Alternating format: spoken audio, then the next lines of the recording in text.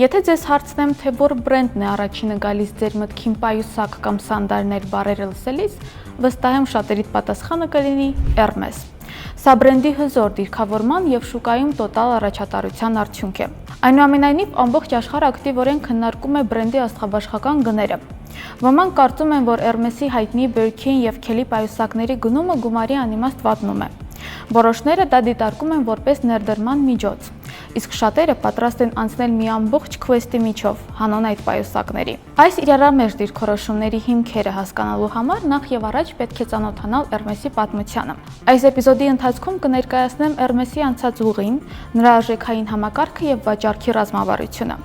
Այս ինֆորմացիան կօգնի ձեզ ռացիոնալ կերպով պատասխանել ամենակարևոր հարցին. արդյոք արդարացված են Hermes-ի բարձր գները։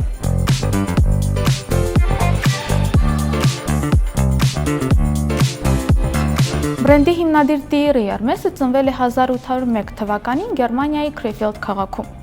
Այդ ժամանակ Գերմանիան գտնվում էր նապոլեոնական տիրապետության տակ, ինչի շնորհիվ Thierry-ն ստանում է Ֆրանսիայի քաղաքացիություն։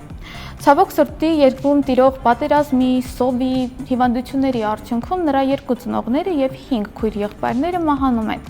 Ուստի 1821 թվականին Thierry-ն որոշում է տեղափոխվել Ֆրանսիա, այնտեղ նոր կյանք սկսելու նպատակով։